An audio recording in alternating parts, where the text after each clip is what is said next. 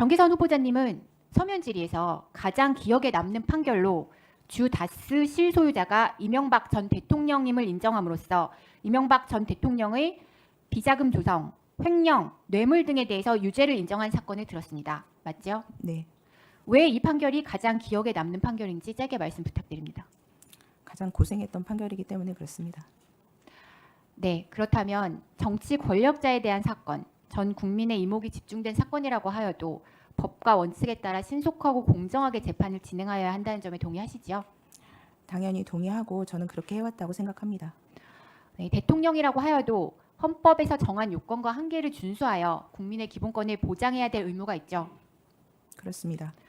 만약 대통령이 이런 한계에 벗어나 국민의 기본권을 침해하는 행위를 할 경우 이는 위법 행위에 해당한다고 생각하십니까? 가정적으로 말씀드리겠습니다. 만약에 대통령이 그런 의무를 침해하고 위헌위법적인 행위를 했다면은 당연히 그러합니다. 네, 정기선 후보자님은 1979년 12월 12일 전두환과 노태우가 주도한 신군부가 일으킨 군사 쿠데타에 대하여 위법 행위라고 보십니까?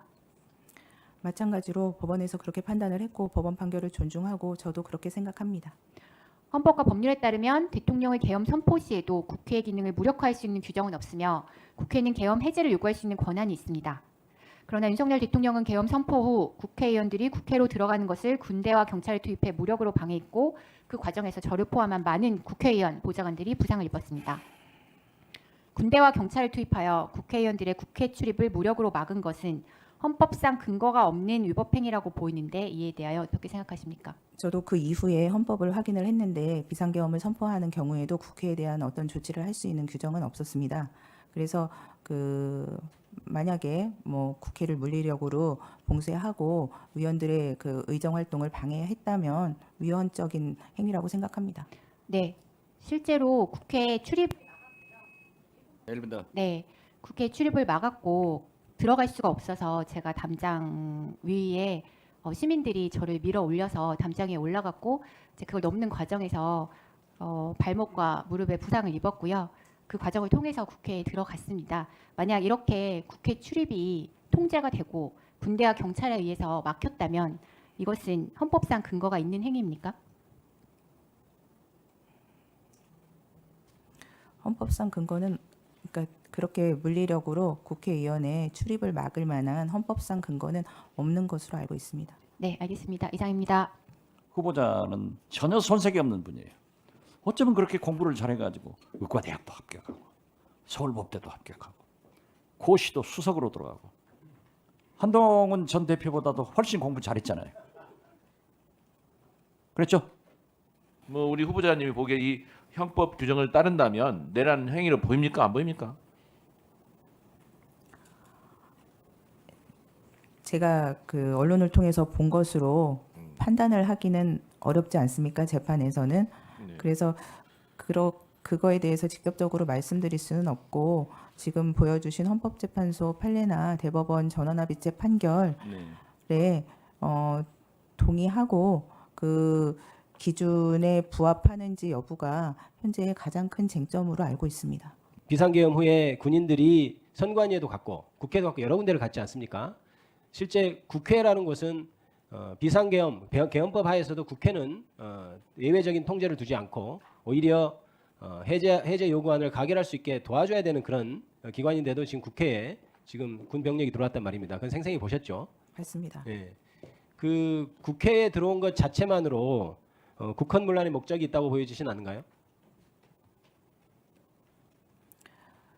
그 목적이 지금 다투어지는 쟁점 중에 하나라고 알고 있습니다. 그 대통령은 경고성 계엄이다라고 말씀하시는데 그 의미도 그 국헌문란의 목적이 아니었다라는 취지고 2시간짜리다. 이것도 일시적인 것으로 목적이 아니었다라는 취지로 읽힙니다. 그래서 가장 큰 쟁점이기 때문에 거기에 대해서 구체적으로 말씀드리지는 못할 것 같습니다.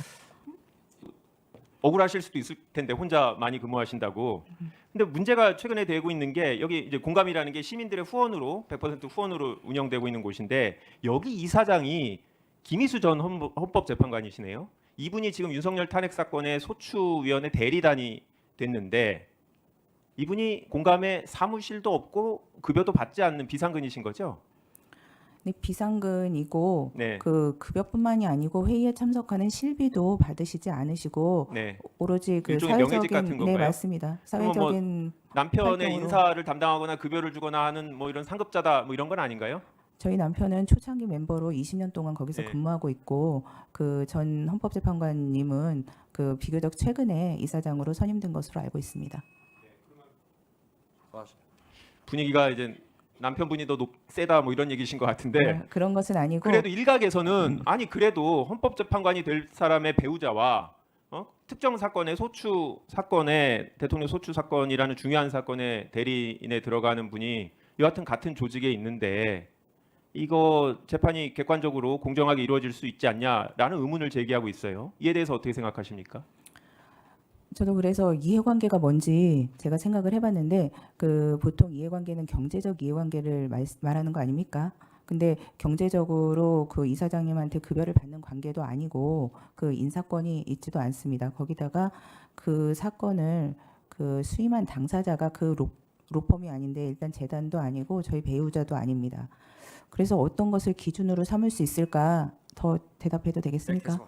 그래서 저희가 대법원에서도 전원합의체가 있기 때문에 전원합의체에 그 대법관님이 어떤 지위에 있을 때 기피나 회피를 하는 규정이 있는지 알아봤더니 있더라고요.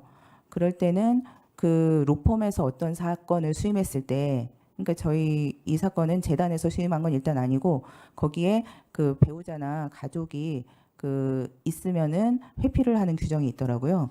근데 이 사건은 로펌도 아닐 뿐더러 재단이 수임한 것도 아니기 때문에 그 규정에도 들어맞지 않았습니다. 한 가지만 더 아무리 간사라도 이번 한 번만 마지막으로 하겠습니다. 하겠습니다. 아니, 그래도 이제 국민의 우려는 있기 때문에 그 부분은 그런 공정성에 문제가 없도록 확인해야 되고요. 진짜 마지막 질문인데 후보자 서울법대 나오셨고 배우자도 서울법대 나오셨고 배우자의 형도 서울법대 나오신 검사 출신이에요. 윤석열 대통령하고 같은 학교 나오시고 이렇게 연이 있는데 윤석열 대통령한테 편향적으로 유리할 가능성은 없습니까? 네, 저희 남편이 충암고등학교를 나왔습니다. 정말 위험한 상황 아닙니까? 그러니까- 그런 우려에 대해서는 어떻게 해소하실 수 있습니까?